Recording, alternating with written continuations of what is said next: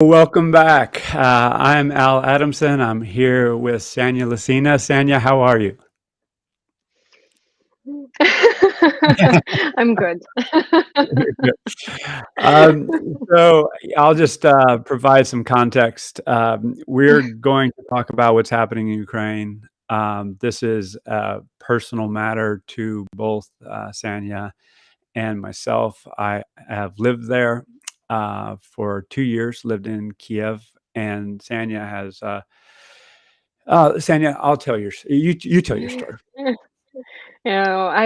So for those of you who know me know this, for those of you who don't, I'm from former Yugoslavia. I was born and raised in Belgrade, and my family and I left in 1992 as a part of the war that erupted in former Yugoslavia. So although no necessarily direct ties to Ukraine, certainly very emotional ties.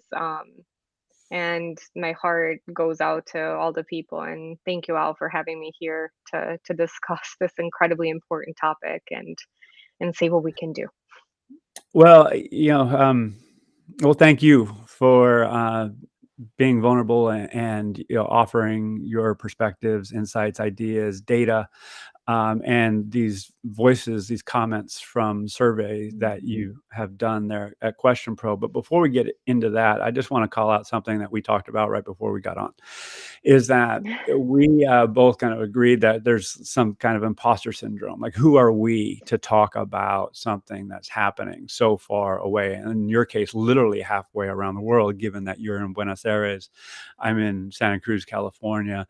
But this is something that is critically important for all of us from a humanitarian perspective, but also from a business perspective. So, with that staging, I get heartened by those who are in Ukraine right now who openly state that, hey, we want to hear from more people. We want more voices brought in. And that's what we're going to do today, is bring in more voices, Sanja's voice, my voice, and those that we've captured, through this survey. So, Sanja, yeah, you there?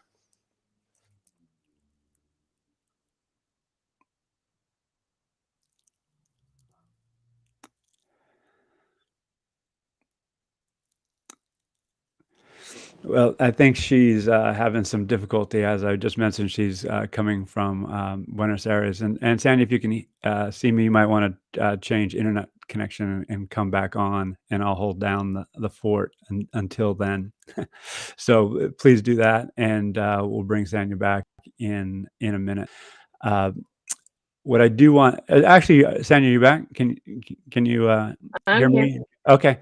Yeah. No. Yes. With that staging, please, what's your feeling about speaking up and inviting others to speak up as well? Yeah, and I'm sorry, like with the craziness of the world, by now my internet is not always in the best mood.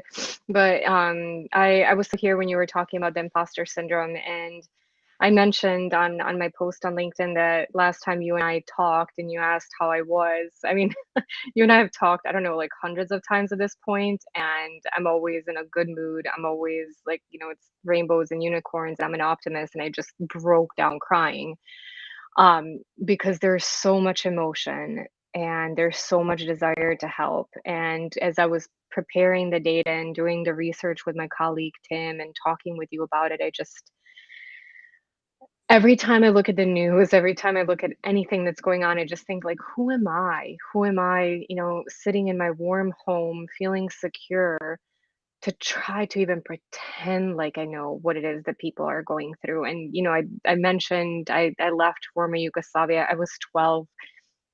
I was fortunate I had somewhere to go. And many people don't today. And so for me, I don't want to sit here and say that, I feel like I know what people are going through.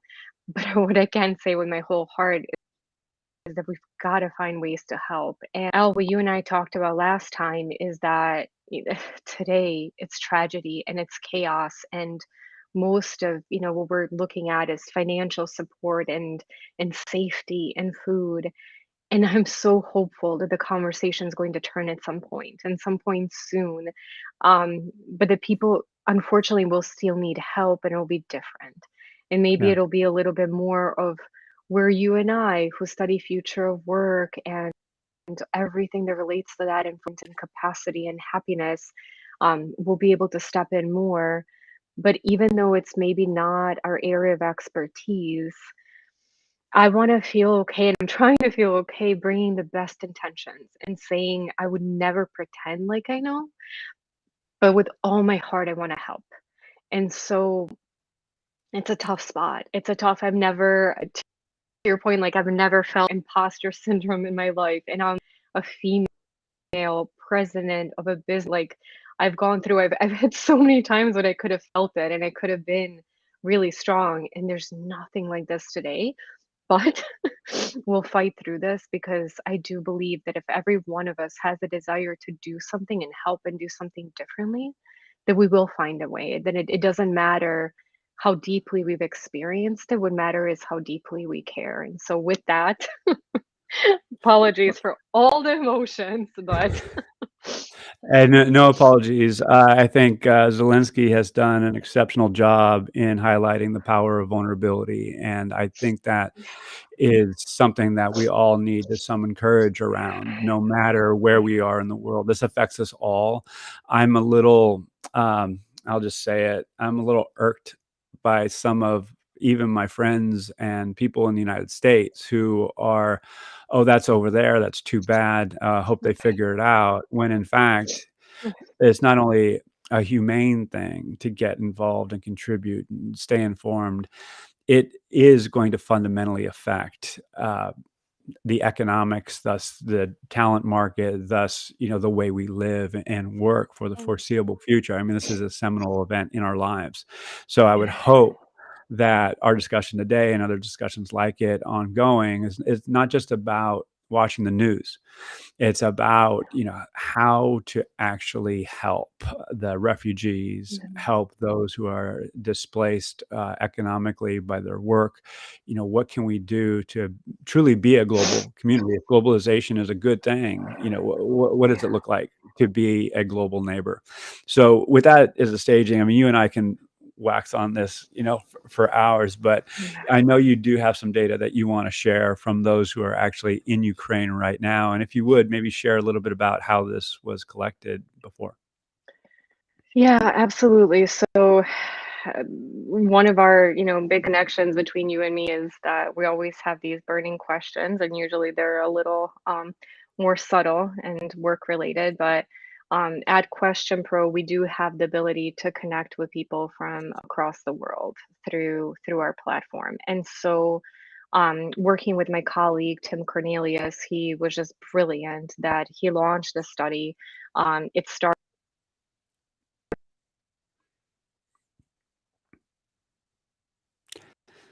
So you just uh, cut out right there. And if you can hear me, do you mind maximizing that screen and I'll bring it up because I can see it.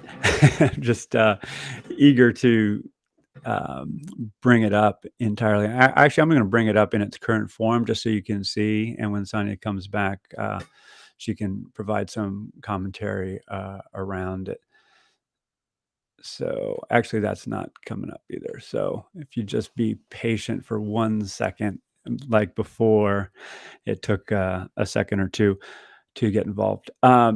As we're waiting for Sanja to come back, I want to encourage you, and I can show a couple ways that you can help. The reality is that there's a lot of means in which you can contribute to humanitarian organizations and, frankly, directly to the war effort by transferring money to the Ukrainian State Bank. I will post some links in the comments once we finish this broadcast. And by the way, Sanja has bounced out and she's going to come in a second. I also want to shamelessly highlight that a friend of mine, and this is true of many people. They're artists. So if you can support Ukrainian artists, their paintings, their photos, whatever they're creating, that's a means in which to get money directly to those who need it. It's been well advertised that if you can buy an Airbnb in Ukraine, you'll be supporting the families that own those properties. So there's a variety of ways that you can help. Ashton Kushner, and I'm going to mess up her last name. So Miley Kunis have raised, I think, as of yesterday, $18 million with a goal of $30 million. I'm sure they're over $20 million now. So if you haven't seen what they're doing on social media, specifically Instagram, then you'll follow Ashton Kushner. I can't believe I just said that, or Miley, because they do have, and I listened to it yesterday, the means in which they're allocating the funds is very clear. They're partnering with the UN humanitarian organization. I can't remember the name offhand, but you get the idea. If you're going to contribute, you want confidence that the money is going to get in the right people's hands. And I feel really confident that what they're doing is, in fact, going to do that. I can see Sanja coming back. So if you hold on just 1 second, and then I will bring this up. I also want to highlight, and I'm going to diverge topics just for a second, just in the interest of time. Tomorrow, I'm going to be talking with Stacia Sherman-Gar and Priyanka about the people analytics technology study. And we were involved in forming that. Priyanka Mehrotra of Red Thread. And so it's, I believe, the 4th year of the study now. And so it's matured a great deal.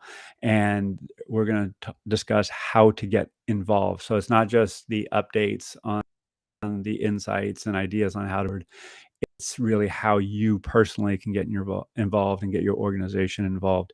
One of the things that I am doing is creating a template by which to form a budget and business case for people analytics here in 2022 and beyond.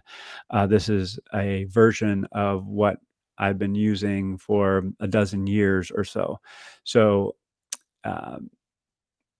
yes, Tim, come on in if you want. And that would be great. And so, okay. So Sanja and or her colleague Tim are going to join here in a second. But I just wanted to finish this thought that the need in which to scope work in the field of people analytics, workforce planning, employee experience has been, frankly, in my anecdotal research, that is, all over the place. And so we're going to start a benchmarking study on number of people within people analytics organizations, what the overall budget, number of technologies, what their leading technologies are to do people analytics. So look out for that around mid-year, June, July timeframe. And I don't want to turn this into a commercial while we're talking about such a serious topic. But one of the things that I will say that we're going to start next month, and we might do it last week of this month, is we're going to start what we're calling peer groups at scale. So what does that mean? It means we take topics like the crisis in Ukraine, employee experience, workforce planning, and we'll actually create peer groups around the country and potentially around the world. To be part of these peer groups, you'll become a member of PAFOW, and then you can participate based on industry, geography, level in the organization, your interest area, priorities, and so forth. So look out for that here in the coming weeks. And so that would offer you the opportunity to join in the discussion as opposed to just listen, passively. So we got Tim. And so Tim, I'll bring you on. And so how are you doing, sir? Good. How are you? Good to meet you. Doing well. Now, where are you based? I am based out of New Orleans, Louisiana. How about you? All right. Hey, well, thanks for jumping in. And do you have access to the slides Sanja was talking about? or Yeah, the data rather. Yeah, And I can pull the data. Yep.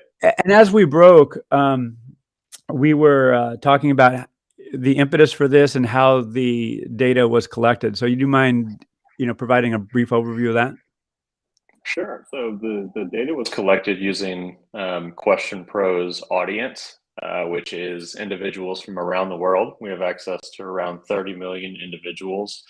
Of those, around 10,000 or so are from Ukraine. So we are able, the impetus to start the survey was to really understand, what are the individuals, how are they feeling, what is changing over time, as well as, how can we help? Surveys are a direct way of directly incentivizing participants. So we wanted to make sure to pump money into the respondents that we can right away. So that was the impetus to start it. And so these people who are responding are doing so because they want their voice heard. Is that a fair statement? Yes, absolutely. And Yeah. they really want to be heard about how they feel about, work, personal issues, family staying with them. I know we asked some questions about whether whether people were going to evacuate, how serious they thought it was around the world. So we made sure and asked and balanced by age and gender. Hey, Sanja. Oh my God, when did you lose me? No. Don't worry about it. We're all caught up.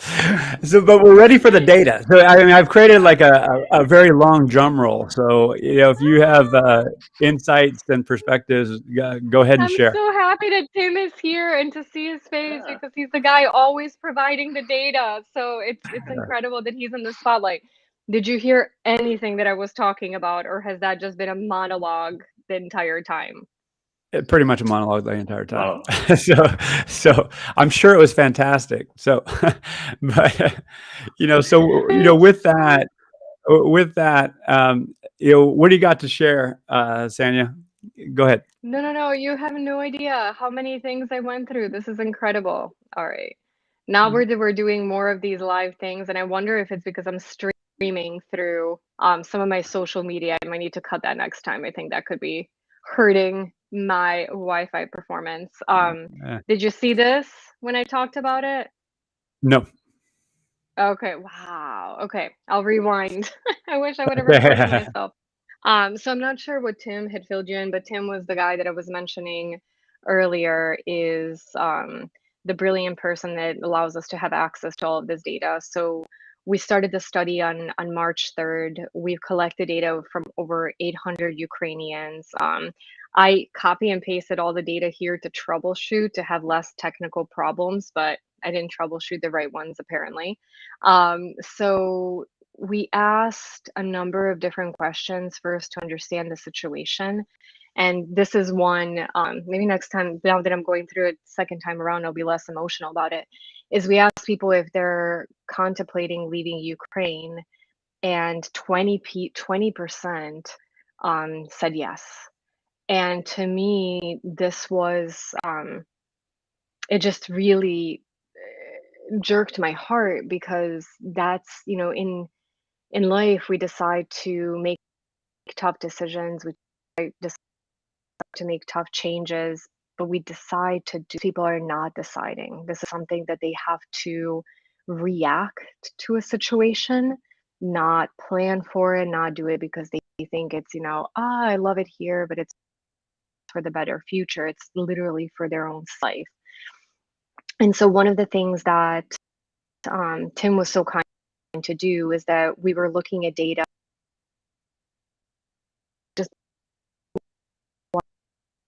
not long, but change. We're not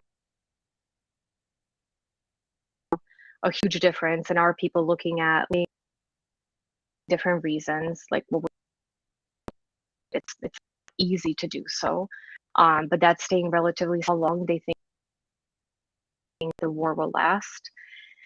And many people are still, it's changing a little bit, but hopefully that optimism will help through the challenges, the tough situations, saying, this is awful right now, but we're hoping for a near end in sight. And then one of the things, Al, you and I talked about is the support and who's providing support to who. And what we found here is the family was by and far, the one that was showing up the most. And that's probably, in this case may be obvious because you want to take care of your kids, you want to take care of your parents, but it showed up the most. And then we saw friends come in second with really strong support. Neighbors a little bit less, although still quite a few people seem to be coming together, probably trying to figure out how to get out of cities. And then one that's maybe even a little more relevant to the work you and I do, and also looking into the future as employers. So we're seeing that, although not as much as family or friends, which is maybe to be expected, employers are showing up for their people, and the support is useful. There's still a good amount of people that didn't receive every support from their employer, that it hasn't been very useful. And I think that that's probably in big part due just the current situation in organizations, whether they're inside of country, outside of country, just saying, I don't even know what to do. I don't know how to help. But that's why I think this conversation is so important, because I want to believe that we're going to be able to step in even more now, but especially after this like imminent danger subsides and people feel safer, and are looking for work, that we're going to be able to really step up and say, we're showing up for you and we can help. That's going to be our moment to make the biggest difference. And then government showed up as, said that their help has been used. Then military has shown up in a we also asked, there are many people who are wondering now, like, what is the way that I want to donate? Where do I donate? What do I do? And seeing that this is again from the individuals on the ground donating to providing humanity, got ranked number one by the most. Donating to this number two, which we very much related to the previous data and people saying that their help was useful. And then the government, and then finally purchasing products directly from Ukrainian people or small businesses. And we've seen a lot of recommendations to book Airbnbs in the news, to buy from Etsy. It didn't rank as high as other options, but it's because not everybody has access. Not everybody has an Airbnb. Not everybody has a small business. So it doesn't mean to still not put funds there. But if somebody is thinking about a general, more global way to help, donating organizations to providing humanitarian aid seem to be really the ones that are having the greatest impact. And then I'll go through the data because I know we don't have a ton of time. Once we clear it all, we'll pause for discussion. Has anything about your employment changed? More than 3/4 of the people said yeah. Am I surprised? No. Am I devastated? Like, I mean, absolutely. And that is a huge change week over week too. That's something where we're seeing that actually even more people in the last few days said that it's changing than last week. So again, is there a lot that we can do immediately? I think we can probably get more creative and think about that. Are we going to have a lot of work to do once things settle down? Absolutely, because if you look at this, that almost everybody's job has been impacted. I think it's just absolutely incredible. We got hundreds of open-ended comments, and all of them were in Ukrainian. So again, thanks to my good friend Tim's advice, I went through and I Google translated a lot of them. I picked out a few like that resonated with me. We could spend a lot of time. We could spend all of our time going through, and they're just heart-wrenching and they're eye-opening. And it's that raw emotion of people that are there just saying everything has changed. I lost my job, my company closed. There's fear, there's stress. I don't go to work. I'm sitting in a shelter. I became a soldier. There are no products like this one I put in, like everything changed. Like that's probably the best summary maybe somebody could give. Like what changes that I cry every day. Like so anyways, there is a lot of raw emotion. There is a lot of, this war impacted everybody. There's so many people looking to leave. Almost everybody's employment situation changed, and where do we go from here? We have a few minutes to discuss. I'm sorry that we lost so much. My internet bumped me, but I'm just curious to see, what your thoughts are. Like I mean, I don't You don't have to apologize, number one. It's just kind of the reality of live video. And the question came across from Belinda, will the recording be made available? Yes, absolutely. To the extent that, Sanja, you feel comfortable, of we can course. make some of these slides available as well. Yeah, So we'll send a of link to course. that. There's so much to touch on. But from a perspective of our audience, which is primarily US based or Europe, but primarily North America, Mhm. what would be your advice to leaders, managers? Is this something that should not be brought up in discussion? Is it somebody else's problem? Governments are taking care of this? Or is this something that, as a responsible leader, do you feel should be acknowledged and maybe addressed on an ongoing, recurring basis? Yeah. I think it's important to be acknowledged because I think that something could happen to all of us. And it doesn't have to be this, and it doesn't have to be a war, but you talked about vulnerability of leaders and support of leaders before. And a war is a huge thing, and a war is something that gets picked up by the media. Many people go through health crises, many people have family crises. This one is big at scale, and these individuals didn't have it coming. But I think addressing this, one, is important for the situation that it is in Ukraine, but two, it'll also be very indicative of how a leader is going to treat a situation if something happens to me. Mm, Like for every single employee, for every single individual, it doesn't, what if I show up tomorrow and I lost somebody in my family? What if I show up tomorrow and what if I show up in any unplanned event in my life? How we talk about this, I think, is indicative of the people that we are. We live in an increasingly global world. I don't think there's many degrees of separation even between a lot of people and them actually being directly impacted.